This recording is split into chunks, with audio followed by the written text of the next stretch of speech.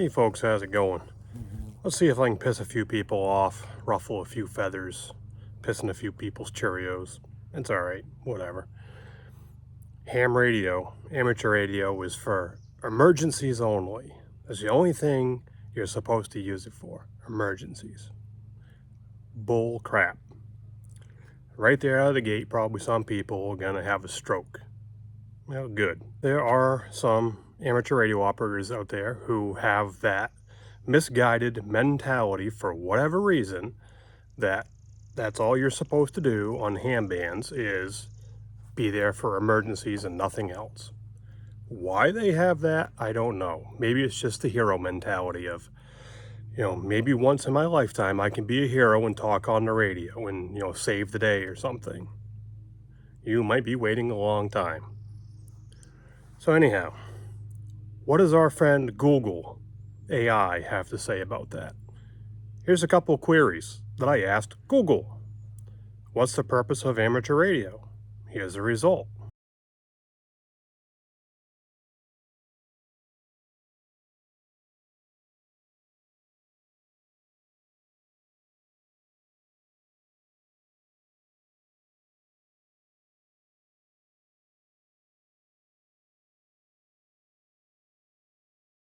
The second query was, is amateur radio intended for emergency communications only? Keyword, only. Answer is no.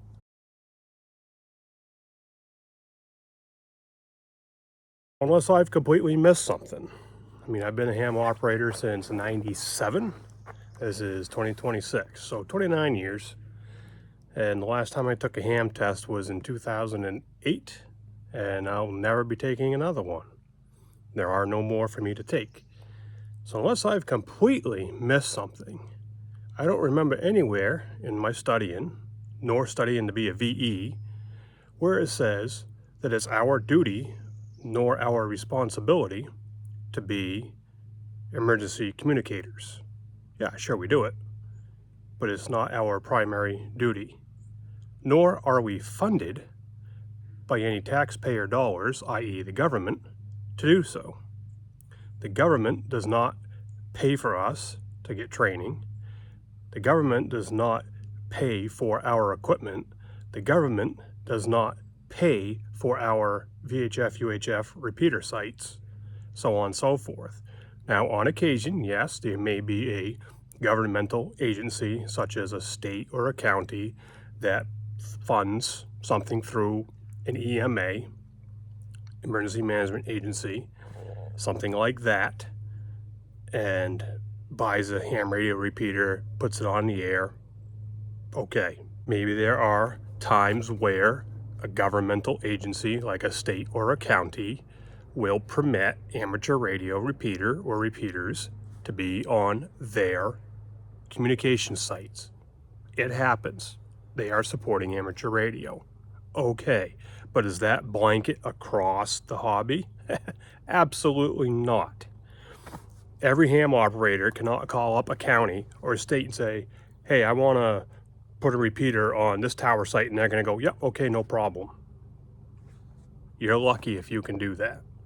So it's not every day that a ham operator is lucky enough to be able to be supported in any way, shape, or form by a governmental agency, i.e. the taxpayer. But yet when something shifts completely freaking sideways, it is the volunteer amateur operator who often funds everything from their own pocket and then volunteers their own time to provide emergency communications to back up counties, states, whatever it may be, in the event of an emergency, a disaster, when normal communications fail, even in the public safety world. And what does the ham operator get for it? Nothing. So sometimes some hams get to go out and play hero. Okay, cool, fine, whatever, good. There are people who are willing to do that. But is that our job? Is that our sole purpose? No, it's not. If you're curious, this stems off another YouTuber and I watched his video, and he was reacting to comments he had seen of other hams who have been chastised for getting on repeaters and just trying to have conversation, because the repeaters for emergencies only, and you might be interfering with an emergency. Okay, where is that written? Well, if an emergency arises and somebody's on the repeater and somebody all of a sudden jumps in, break, or mayday, any good amateur radio operator is going to yield right away to that break-in station for that emergency traffic and will assist in any way possible. And if assist means shut the hell up because you have no means to assist that station, then that's what you do. You shut up and let somebody else assist that station. If you have a way and the means to assist that station, then you do so until that problem is resolved. But you have some repeater owners out there who want to spend thousands and thousands of dollars to put a repeater on the air to have it be dead and sit there, you know, for that 1 in 1 million chance that there's going to be something for an emergency, so that their repeater is going to be the one that gets used for that emergency for an hour or two, maybe a day or two, and then just sit there silent, dead, doing nothing, because they don't want anybody to use it just in case something happens. Kind of a stupid mentality, isn't it? I can't speak for everybody. I can speak for myself as a repeater owner. I put a repeater on the air in 2018, and it sat there, and it sat there, and it sat there. It has great coverage. It has about, from mobiles, it has about a 30-mile radius of coverage. That's not bad for this area. Does anybody use it in the area? Nope.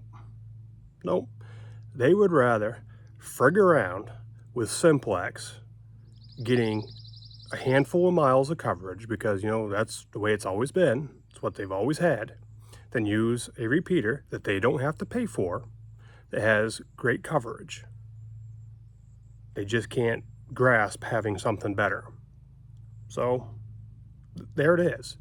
I spent thousands of dollars to get that system up and running, procured a great site to do it, and people just won't use it.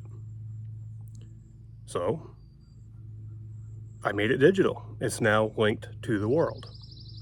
Anybody can use it who wants to. It's still analog, but it's also on DMR. If people want to use it on DMR, they can. If they don't, guess what? The guy and me who funded the DMR side of it and put that on the air, we use it. So we're having fun with it. And now it's actually transmitting. Now it's actually doing something. And we can reach out and touch somebody with it. And these yokels around here who, you know, are happy just getting 3 or 4 miles on simplex, screw them. You know, don't use it, you lose it. I don't care. That's just my attitude as a repeater owner. Other repeater owners who want to go through all the trouble of spending thousands of dollars just to have it sit there and do nothing just because it's only there for an emergency, well, I guess that's on them. If we look at our friend Google's result from the query, what is the purpose of ham radio? Sure, emergency communications is listed, but it's not what you have to do.